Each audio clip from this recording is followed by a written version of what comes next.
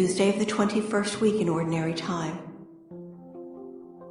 A reading from the first letter of St. Paul to the Thessalonians. You yourselves know, brothers and sisters, that our reception among you was not without effect. Rather, after we had suffered and been insolently treated, as you know, in Philippi, we drew courage through our God to speak to you the gospel of God with much struggle. Our exhortation was not from delusion or impure motives, nor did it work through deception. But as we were judged worthy by God to be entrusted with the gospel, that is how we speak, not as trying to please men, but rather God who judges our hearts. Nor indeed did we ever appear with flattering speech, as you know, or with a pretext for greed, God is witness. Nor did we seek praise from men, either from you or from others, although we were able to impose our weight as apostles of Christ. Rather, we were gentle among you, as a nursing mother cares for her children. With such affection for you, we were determined to share with you not only the gospel of God, but our very selves as well, so dearly beloved had you become to us. The word of the Lord. The responsorial psalm. The response is, You have searched me, and you know me, Lord. O Lord, you have probed me, and you know me. You know when I sit and when I stand. You understand my thoughts from afar. My journeys and my rest you scrutinize. With all my ways you are familiar. You have searched me, and you know me, Lord. Even before a word is on my tongue, behold, O Lord, you know the whole of it. Behind me and before you hem me in and rest your hand upon me. Such knowledge is too wonderful for me, too lofty for me to attain.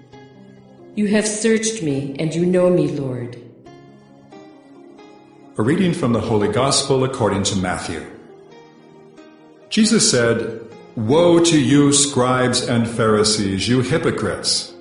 You pay tithes of mint and dill and cumin, and have neglected the weightier things of the law, judgment and mercy and fidelity.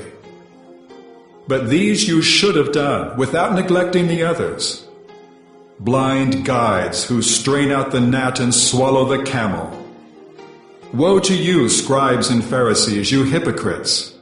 You cleanse the outside of cup and dish, but inside they are full of plunder and self-indulgence. Blind Pharisee, cleanse first the inside of the cup, so that the outside also may be clean. The Gospel of the Lord.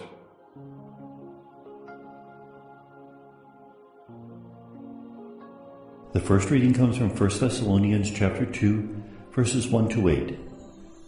Paul likes the Thessalonian community. They're doing very well. In fact, at one point he'll say that the fame of their faith has reached the ends of the earth.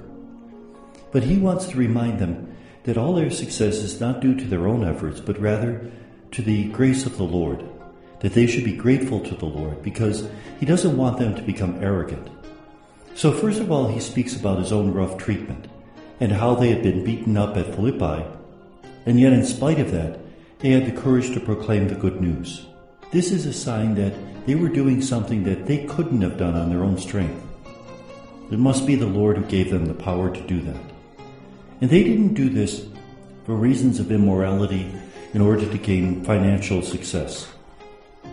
Paul wants to distinguish himself from the sophists. The sophists were philosophers who would go to the marketplace and produce any sort of an argument just to earn a few bucks. If you wanted them to argue that the world is flat, they would do that. If you wanted them to argue the world was not flat, they would do that. So they had no morals, they just wanted to earn money. Paul is not like that. He didn't preach in order to be praised by them either. They know that he didn't even ask for flattery. In fact, he served them without asking anything from them, even though he could have. He had every right as an apostle to be sustained by them financially. In fact, Jesus himself said that the ox is not muzzled when it's treading out the grain. If that's true, then the worker is worthy of his wage.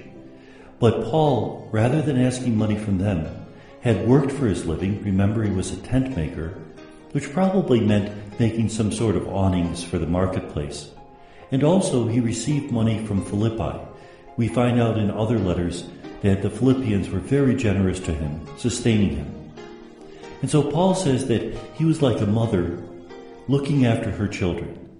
In this letter, Paul says that he loves them with a mother's love, gentle, kind, and with a father's love, that he insisted that they follow the gospel, that he corrected them when it was necessary. And that's an important lesson from ministry. We have to show both a mother's love and a father's love. Sometimes love is administered with a hug, sometimes with a size 11 shoe in the appropriate place. That we don't have a simple formula for what love means, but most of all it means doing what the other needs and not what makes us feel good. The Gospel is from Matthew 23 to 26. Jesus is condemning the scribes and Pharisees for what he sees as their hypocrisy, that they pay tithe on mint and dill and cumin. These are spices, and it would be comparable to counting out the grains of salt and the grains of pepper that one uses and setting aside every 1/10 of them to give to the temple. It's a little bit absurd. They forget the heavier matters, justice, mercy, and good faith. That they're going through external motions, but they're really not converting their hearts. And he says that's what's really important. Furthermore, he talks about them cleaning the outside of the cup and the dish, but leaving inside extortion and intemperance. So in both of these sayings, he's talking about the fact that they don't have an interior conversion. They don't transform their hearts. And that's the really important thing. External observances should simply signify what's inside our hearts. If all we do is do the exterior things, then we're becoming hypocrites, as he accuses the Pharisees of doing. And may God bless us.